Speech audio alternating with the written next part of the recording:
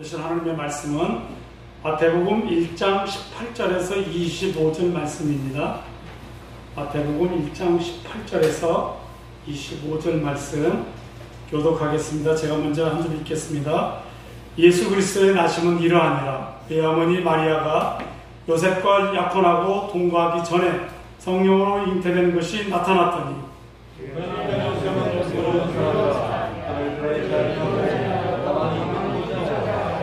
이 일을 생각할 때에 주의 사자가 현몽하여 이르되 다윗의 자손 요셉아 내 아내 마리아 데려오기를 무서워하지 말라. 그에게 잉태된 자는 성령으로 된 것이라.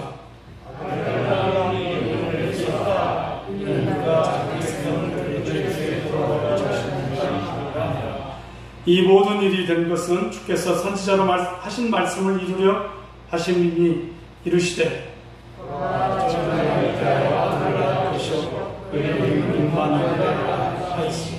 이를 경험한즉 하나님의 의와 함께 하시리시다.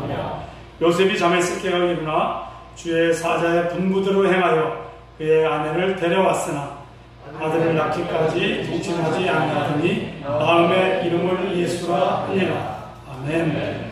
예수 그리스도의 출생에 담긴 비밀이라는 말씀으로 목사님 말씀을 증거해 주시겠습니다.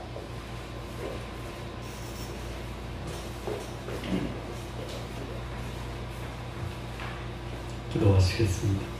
하나님 아버지, 오늘 주의 말씀을 통해서 우리를 향하신 하나님의 크고 놀라운 은혜와 사랑과 또 우리를 향한 하나님의 놀라운 섭리를 알 수 있도록 역사해 주옵소서. 예수님의 이름으로 기도합니다. 아멘.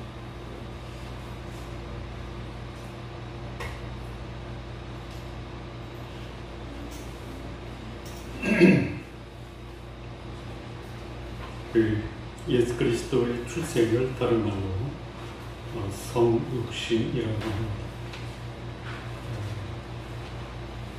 어떤 인간도 그가 태어나기 전에 그 출생에 대한 예언이나 비밀이 밝혀진 사람이 없습니다.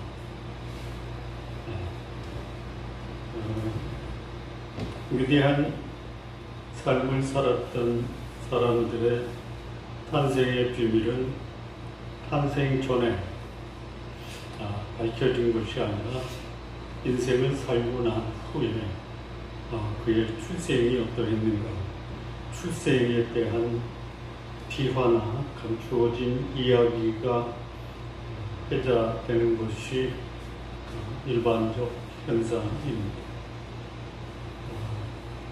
그런데 우리 주님 예수 그리스도 그분은 출생 이전부터 그의 탄생의 비밀이 공개되었고, 그리고 그 예수 그리스도의 탄생에 대한 비밀을 알고 있는 사람들의 인생이 변화되었습니다. 한번 여쭤보겠습니다. 예수 그리스도 그분은 성자 하나님이시죠. 그런데 그분이 이 땅에 오셨던 모습들이 굉장히 다양했죠.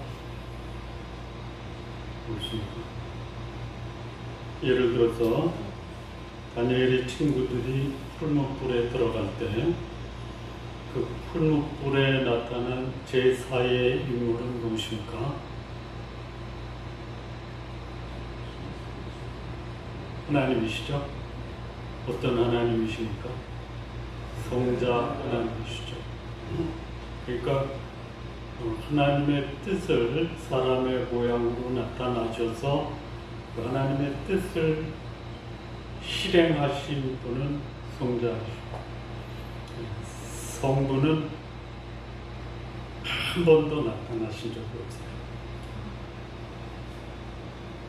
성부를 보면 죄인을 그 앞에서 떨고 감당할 수 없는 두려움에 사로잡히게 되는 분이 성부, 영광과 존귀와 경배만 받으시기에 합당한 분이 성부 하나님이시고, 그분은 결정만 하시는 거예요. 성자와 성령과 성부께서 아주 일치된 교제 속에서 뜻을 결정할 때 그 세 하나님이 함께 영광스러운 교제 가운데 의사 결정을 내릴 때 최종 결정자는 뭡니까?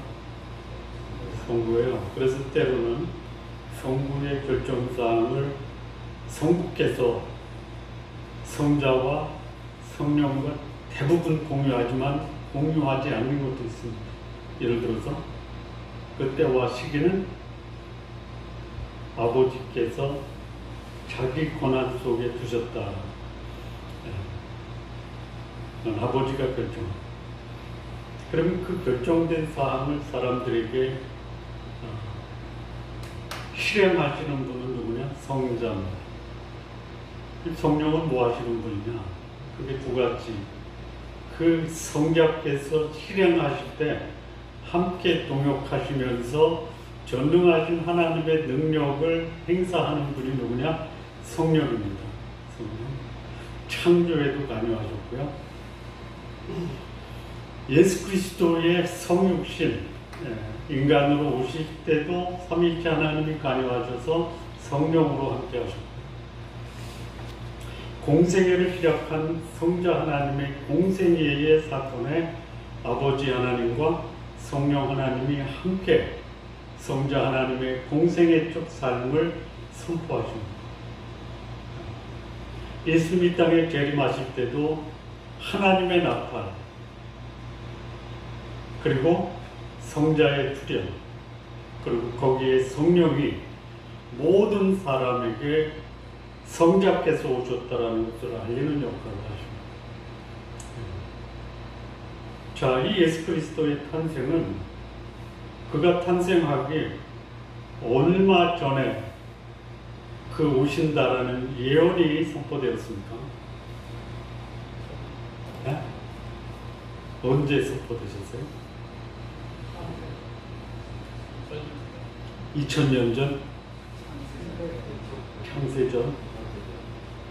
창세전에 예수께서 오신다라는 말씀은 선포됐지만 그가 여자를 통해서 오신다라고 예언된 것은 언제죠? 언제입니까? 굉장히 어려운 퀴즈죠. 아담과 하와가 범죄하고 하나님이 그 뱀을 심판하실 때 여자의 후손이 네 머리를 상하게 할 것이요 너는 여자의 후손의 발꿈치를 상할 것이다. 거기 여자의 후손이 누구죠? 예수님이죠. 그래서 그 인간 창조 이후에 가장 먼저 하나님이 예언한 예언이 뭐냐?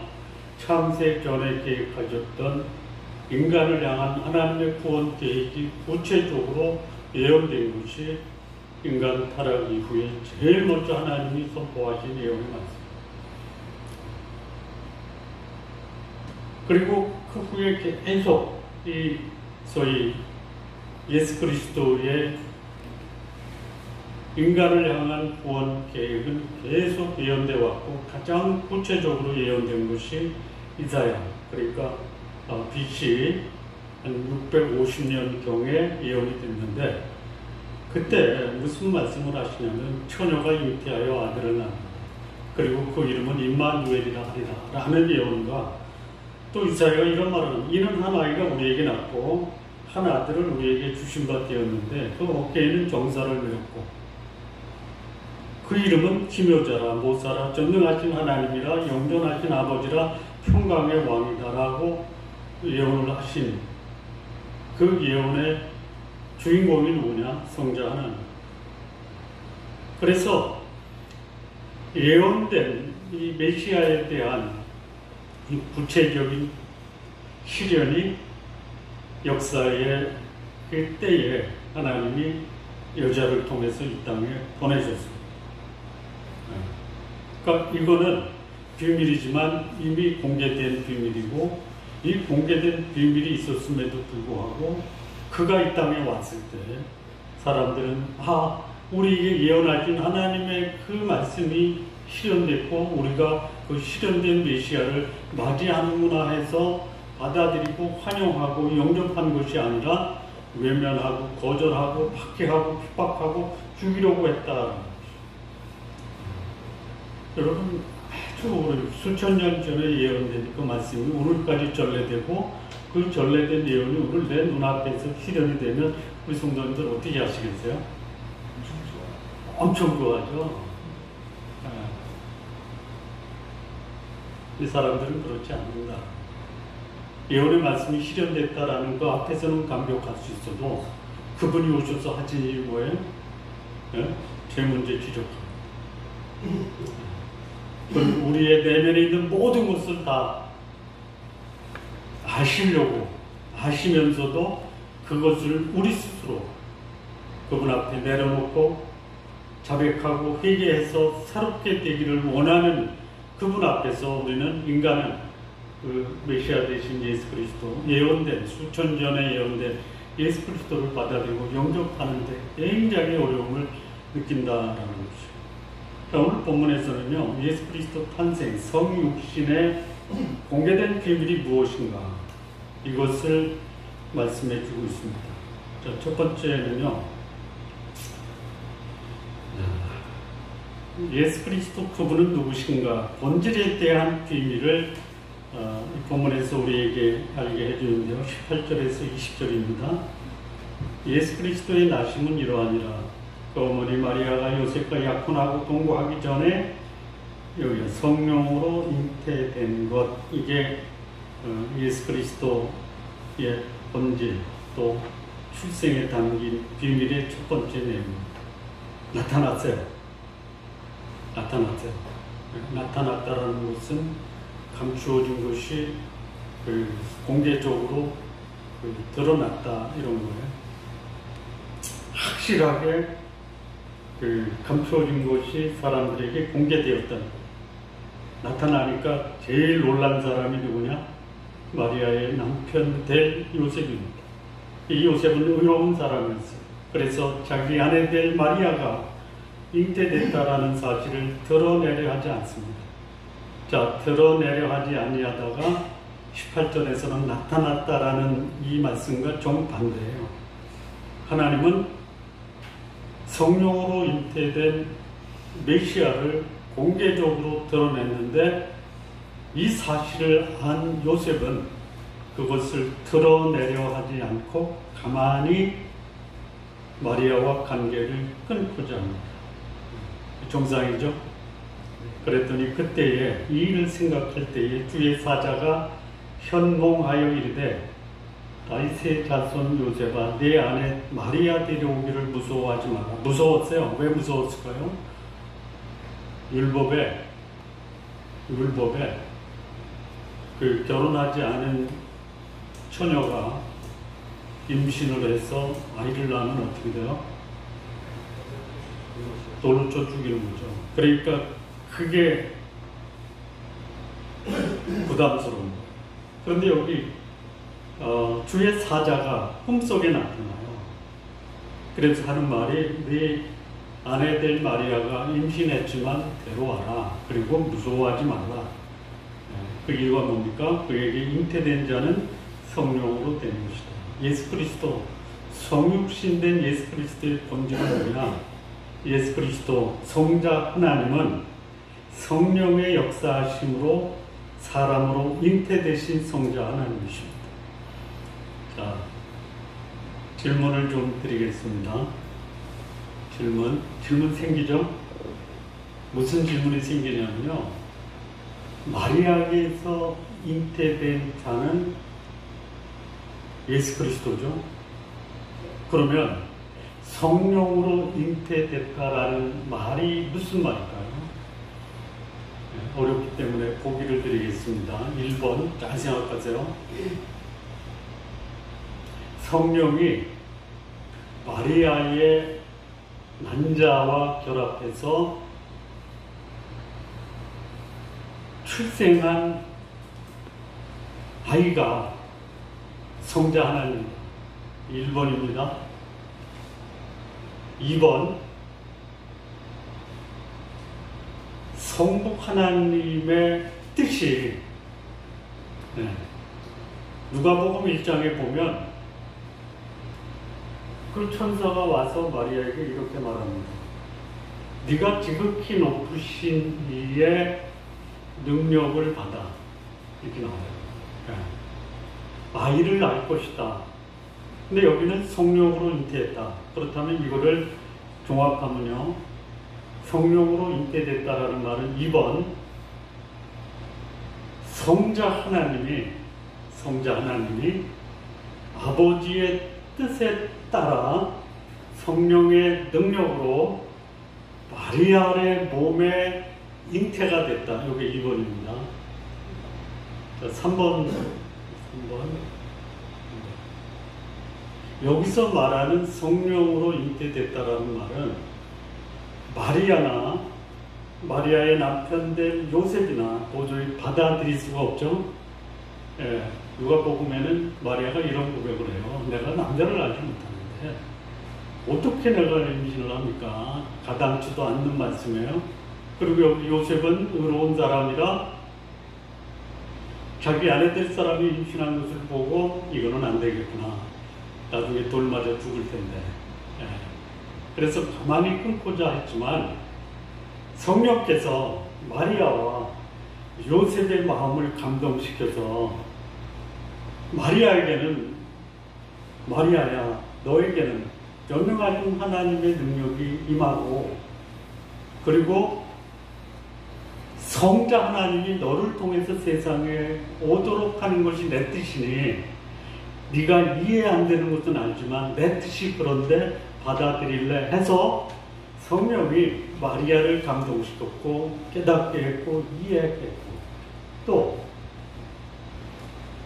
요셉도 의로운 사람이라 가만히 끊고자 했지만 주의 사자가 현명해서 너에게 네 아내 될 자가 임신하는 것은 하나님의 능력으로 된 것이다.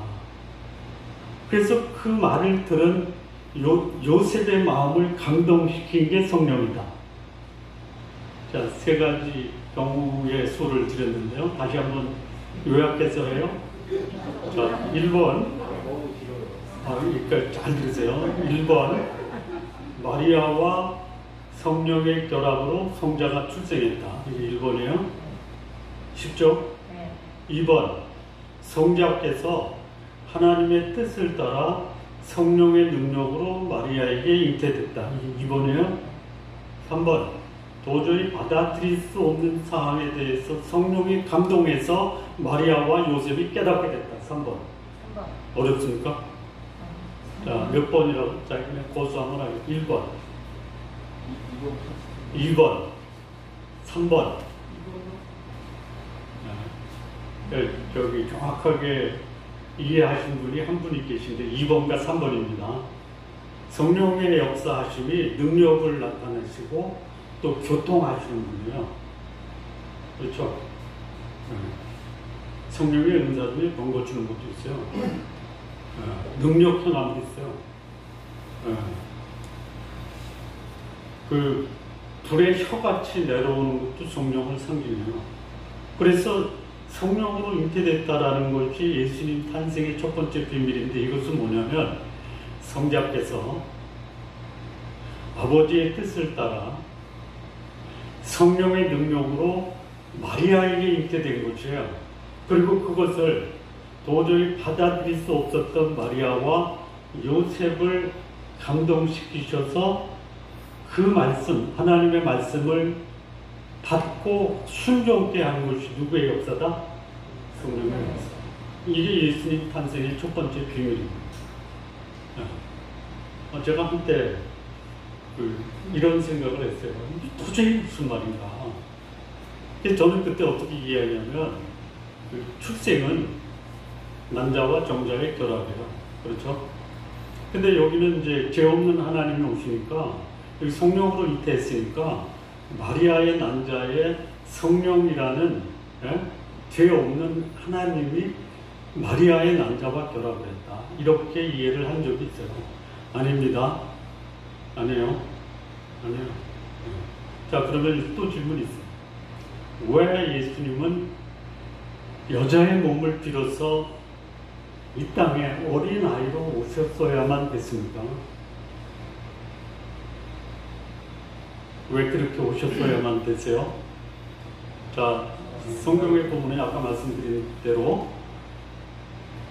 다니엘이 친구 셋이 풀무에 들어갔을 때 그 가운데 함께 있었던 제4의 선아이가 누구냐? 성자예요.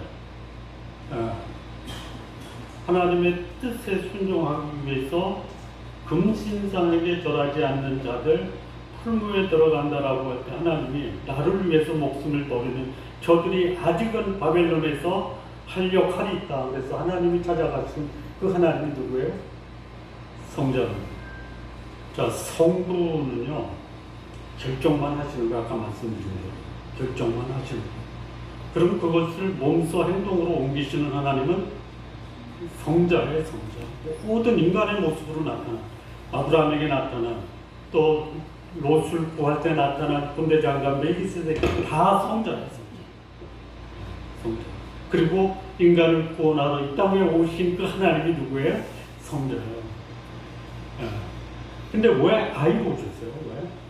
어른으로 오지 않고 어른으로 오면은 어른의 모습으로 오면은 예수님이 이 땅에 오셔서 하나님의 구원 역사를 이루지 못하시나요? 예? 아니에요? 근데 왜 어린아이로 오셨어요? 여러분, 이 어느 그 기독교 그 종파에서는요, 지금도 아기 예수예요. 아기 예수예요. 아직도. 또 십자가에 달린 예수예요. 아직도. 예. 부활해서 승천하신 예수님이 아니고 아기 예수와 십자가에 달리신 예수를 지금도 고수하고 있는 그런 데가 있어요. 근데 왜 아기로 와요? 예수님이 이 땅에 오셔서 인류를 구원하신 이 십자가의 구속은 어른이 돼서 했는데 왜 굳이 아기로 온 거예요?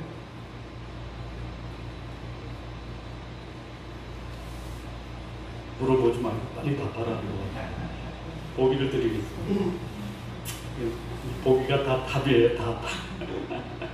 1번, 성경에 아기로 오시겠다라고 예언이 됐다. 그렇죠? 왜 아기로 보내셨는지 이해는 안 돼도 하나님은 여자의 몸에서 나게 했고 한 아기를 보내서 그가 이 땅의 인간의 죄를 회복하는, 해결하는 구세주가 되게 하시겠다라고 약속하셨죠. 약속대로 그렇게 된 거고요. 두 번째 사례, 얘는 뭐냐면요. 그는 하나님과 인간을 중보하는 사람이시면서 하나님이셔야 되는데, 사람이라는 것이 뭐냐, 특정한 때 특정한 모습으로 나타나서 한 사건을 해결하고 떠나는 분이 아니라 인간 전체를 대표하는 인간이 되죠. 그러면 그는 인간이 출생하기 위해서 겪어야 되는 모든 과정을 다 거쳐야 돼요. 10개월 동안 전능하신 하나님, 그분이 여인의 몸에서 10달 동안 제한된 상태로 계셨어요. 그래서 인간을 그 하나님이 제대로 경험하는 기회가 되는 거고, 그래야지만이 그분이 인간의 모든 약함과 한계와 제한을 경험한다. 이런 거. 두 번째, 그분이 30년 이상 사시면서 그분은 시간적, 공간적, 또 물리적 모든 환경에 제한된 분이에요. 그 말은 뭐냐, 인간이 가지고 있는 모든 조건을 다 가지고 계신 분으로서 그분이 인간의 문제를 짊어질 수 있는 분이다. 그리고 그분은 친히 어린아이의 모양으로 마리아에게 출생하고 또 똑같이 성장해서 그런 성인이 된 거예요. 그래서 그분은 유일하게 인간과 하나님을 연결시키는 중보자가 되시기에 합당한 분이다. 그래서 어린아이로 오셔서 성인까지 성장하셨다. 이게 2번. 몇 번이에요? 1번과 2번 다. 그게 예수님 탄생의 첫 번째 비밀이에요. 혹시 궁금한 거, 질문 있으세요? 예, 제가 궁금한 거는 다 해결을 한 거예요. 그러니까 왜 그분은 어린아이로 왔냐? 성경에 예언되어 있고, 그리고 그렇게 하셔야지만이 하나님과 인간을 중보할 수 있는 중보자가 되기 때문에 그렇게 어린아이로 이 땅에 오셔서 성인이 돼서 마침내 하나님의 뜻을 완수할 수 있습니다. 자, 여기 성령으로 잉태됐다라는 것에 두 가지 질문을 말씀드렸어요. 첫 번째는 뭡니까? 성령으로 잉태됐다라는 말이 뭡니까? 이해가 되셨죠? 두 번째, 그는 왜 어린아이로 오셨느냐? 이것도 이해가 되셨죠? 이게 뭐냐? 예수 그리스도 출생에 대한 첫 번째 비밀. 이 비밀. 그렇다면 이 비밀을 통해서 우리가 경험할 수 있는 것인 거예요. 네? 이걸 통해서 우리가 경험할 수 있는 거예요. 네? 하나님은 우리가 이해할 수 없는 방법으로 역사하시는데, 이해할 수 없는 모습으로 우리 가운데 역사할 때 성령을 통해서 우리로 하여금 깨닫게 하시고, 우리가 할 수 없는 상황을 능히 가능케 하도록 성령의 능력을 우리에게 더딥혀 주시는 분이다. 그래서 무엇이 나를 향한 하나님의 뜻인가를 알고, 성령이 나를 통해서 하나님의 뜻을 실현할 수 있도록 나를 내어주자. 이게 소위 성육신의 첫 번째 비밀. 두 번째 비밀은요, 여기 21절 보면요, 이것은 예수님이 오신 목적입니다. 목적. 이게 비밀이에요. 21절 보면 아들을 낳으리니 이름을 예수라 하라. 이는 그가 자기 백성을 그들의 죄에서 구원하실 자이심이라 하니라. 예수 그리스도에 오신 목적이 두 번째 비밀인데요. 뭡니까? 자기 백성을 저의 죄에서 구원할 자라는 것이죠. 한마디로 말하면 예수님 이 땅에 오신 목적은 뭡니까? 구원하시러 오신 거예요. 이게 비밀이에요.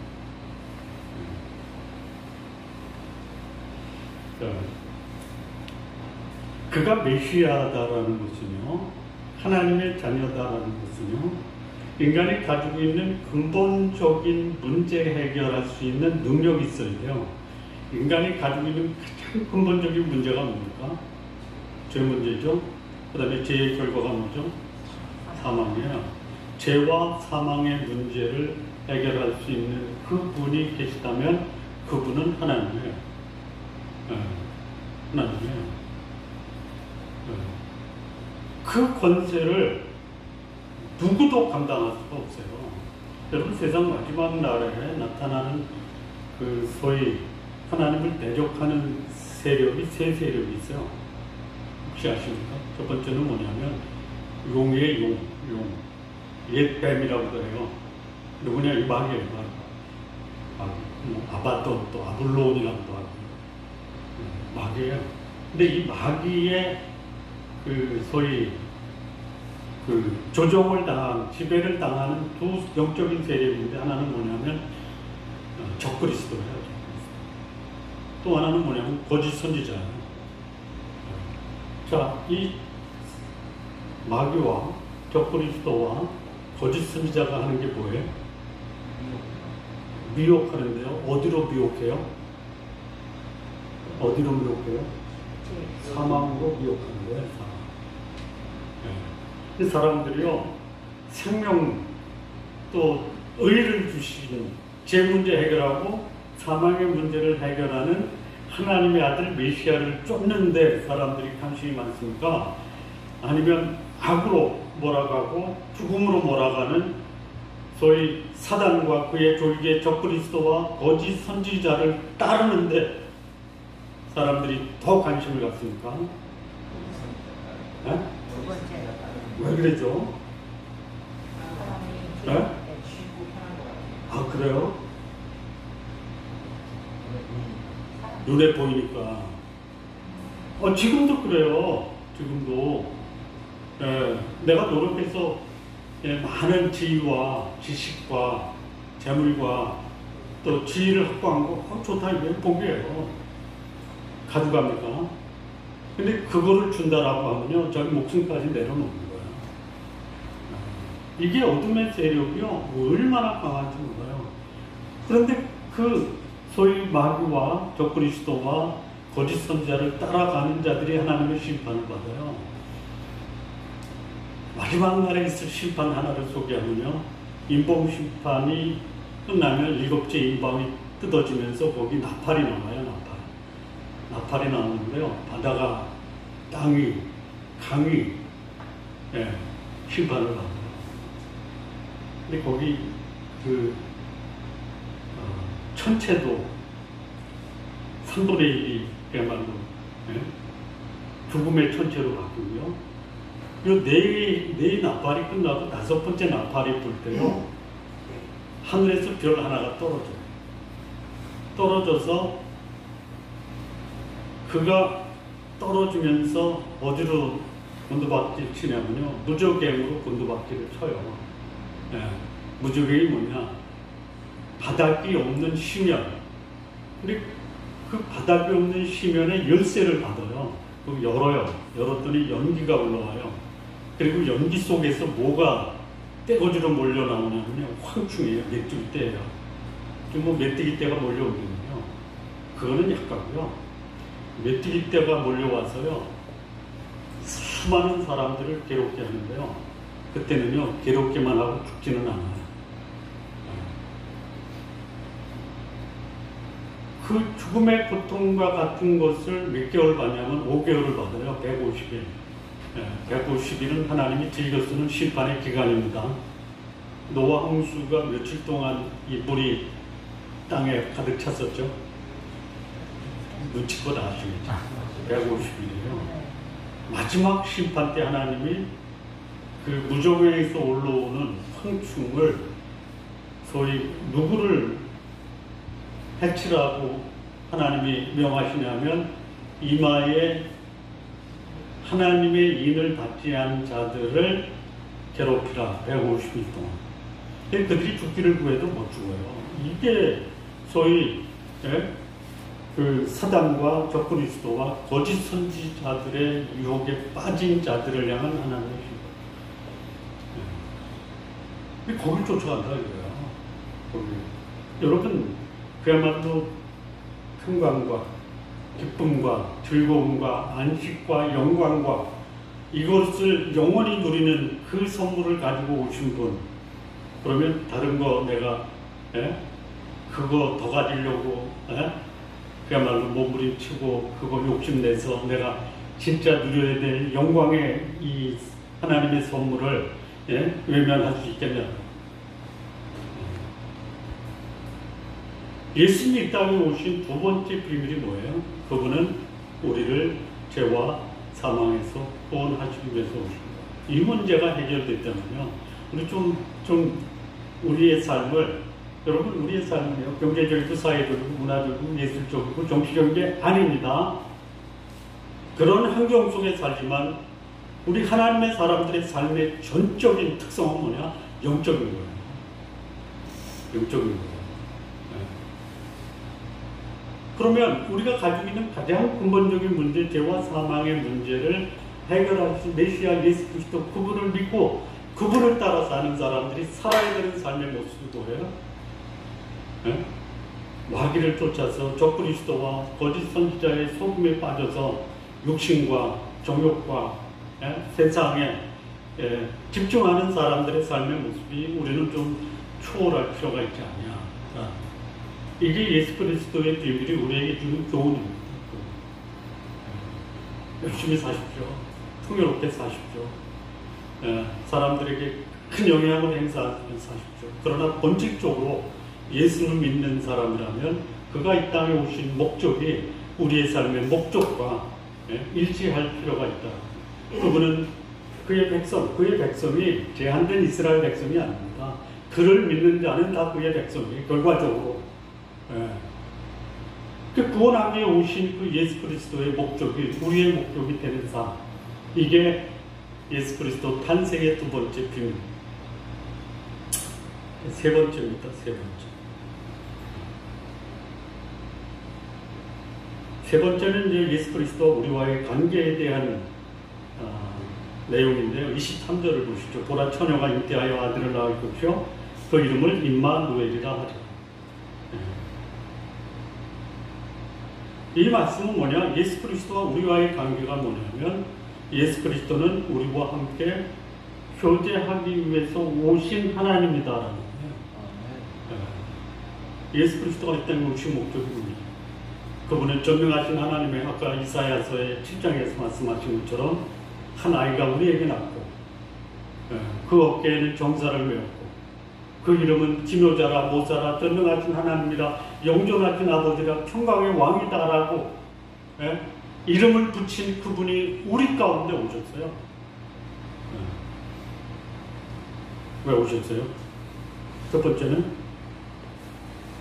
번째는 우리를 죄와 사망에서 구원하시기 위해서 오셨어요. 두 번째는요, 우리와 함께 교제하기 위해서 오셨어요.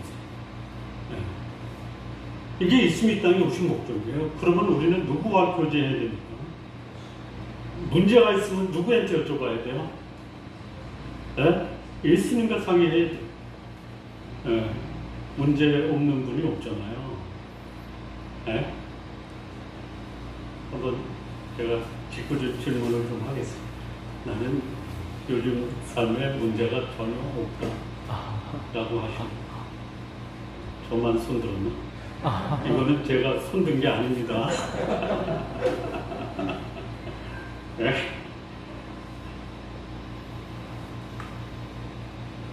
제가 오늘 누구한가에게 문자를 보냈어요. 천국에서 봅시다.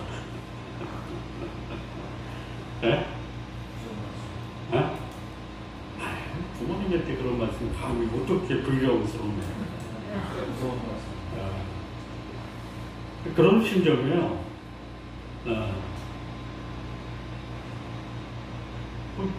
이게 우리 사는 삶의 모습이에요. 그런데 이런 생각을 제가 오늘 새벽 3시부터 깨가지고 잠을 못 자고 지금 제 모습이 어떤 분이 아까 누가 나한테 물어봤어요? 잠 못 잤으면 피곤하죠.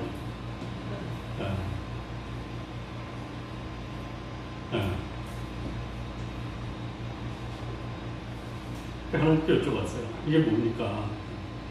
야, 이 세상 마지막에 무슨 일이 없냐? 제 마음속에 오늘 내가 과연 저 일부 예배 설교할 때 굉장히 힘든 거 보셨죠? 지금 좀 펴졌습니까? 좀 나아졌어요? 일부 예배 드린 거는 알아요. 하나님 이거 뭡니까? 라고 했더니 야, 당연히 그런 거 있는 거니까 그러느니 하고 너는 메시지나 잘 전해 그러시더라고요. 어떻게 메시지나 잘 전해야죠.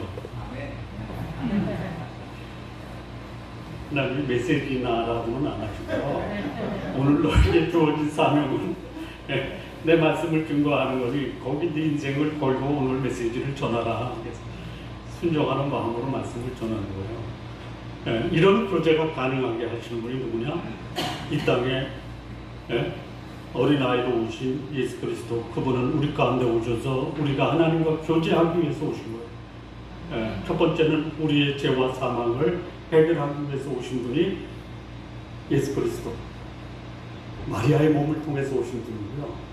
그리고 그분은 죄 문제, 사망의 문제를 해결할 뿐만이 아니라 우리와 교제하기 위해서 오신 거예요. 하나님은 우리를 창조하신, 인간을 창조하신 목적도 뭐예요? 교제하기 위해서요. 그래서 그분은 우리에게 교제하기 사랑을 주셨고요. 우리는 그분과 교제하기 위해서 그분 말씀에 순종하는 삶을 살아내는 것이 교제였어요. 자, 창조의 역사에, 제가 소두에서 했어야 되는데, 창조의 역사에도 성부와 성자와 성령이 같이 있었어요. 창세기 1장 1절이 그거 아니에요. 바레시트 바라 엘로임 하사마이 하 헤레츠라고 나오는데요. 거기 엘로임이라는 것이요, 하나님이에요, 하나님. 근데 이게 단수의 하나님이 아니라 복수의 하나님. 그 창조의 역사에 성부 하나님과 성령 하나님과 성자 하나님이 같이 등장하시죠. 자, 성부 하나님이 어디 등장하세요? 어디 등장하세요? 엘로힘이라는 단어에 나타나시는데 성령은 나오죠. 흑암의 기쁨이 있고 하나님의 성령은 수면에 오는 성령이 나오시죠. 창조에 관여하실 준비를 하시는 성령이 나오죠. 성자는 어디 나와요? 안 나와요? 나오죠. 안 나오면 안 돼요. 요한복음 1장에 만물이 나로 말미암아 지은 바 되고 지은 것이 하나도 내가 없이는 된 것이 없다라고 하죠. 그러니까 창조의 현장에 누가 계셨어요? 성부 하나님이 계셨어요. 어떻게 계셨어요? 거기 나와요. 창세기 1장에 나와요. 성부 하나님이 나타나는 모습이 어떤 모습으로 나타나요? 예? 몰라요? 예? 하나님이 가라사대 빛이 있으라 하시니 빛이 있었고, 그 가라사대는 누가 하는 거예요? 예? 누구?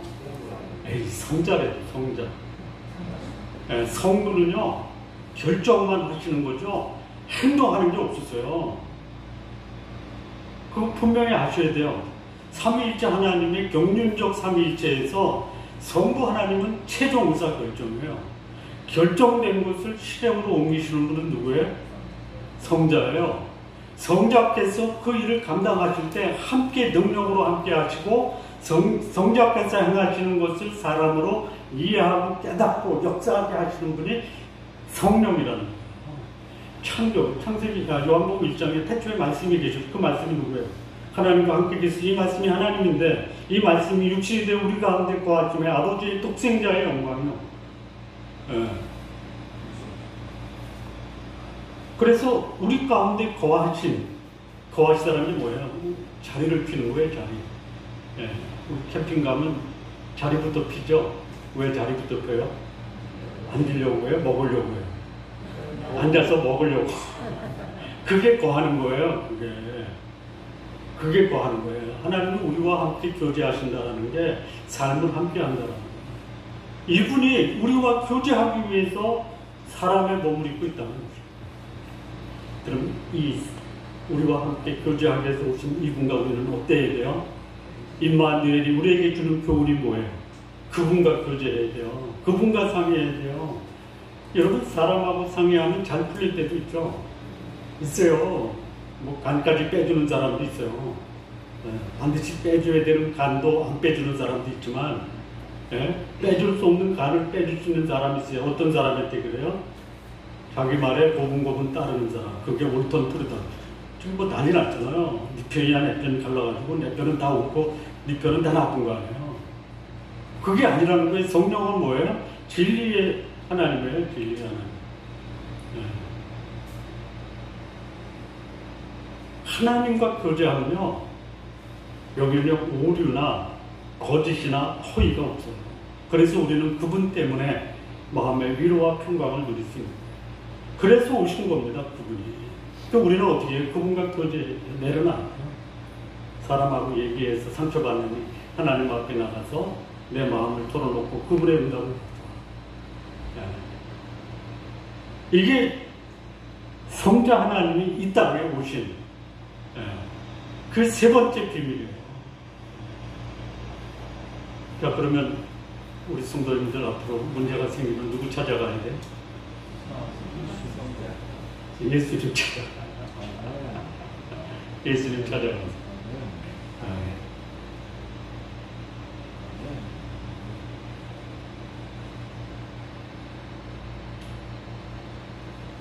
마무리 짓겠습니다. 자, 예수님의 탄생은 이미 공개됐어요. 그런데 이게 너무나 많은 사람에게 비밀이에요. 너무나 많은 사람에게 비밀. 그리고 수많은 사람들이 예수 그리스도의 비밀을 모르고 아직도 어둠과 절망 속에 살아가고 있다라는 거예요. 그러면 예수 그리스도, 그분은 누구시냐? 인간으로 이 땅에 오셔서 여인의 몸을 들여서 이 땅에 오신 분이 예수 그리스도.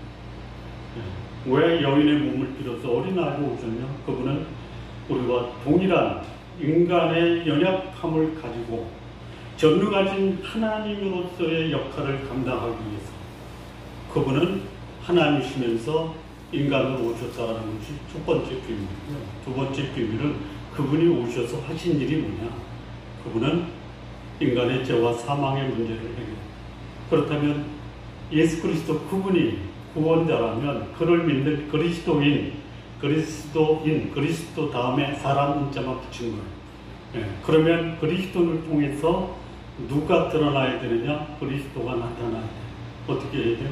나를 만나는 사람은 영혼의 권고함, 죄와 사망의 문제를 해결할 수 있는 그런 해답을 제시할 수 있는 역할을 해주셔야 된다. 그리고 세 번째, 예수 그리스도 그분의 탄생의 비밀 세 번째는 뭐냐? 그분은 임마누엘입니다.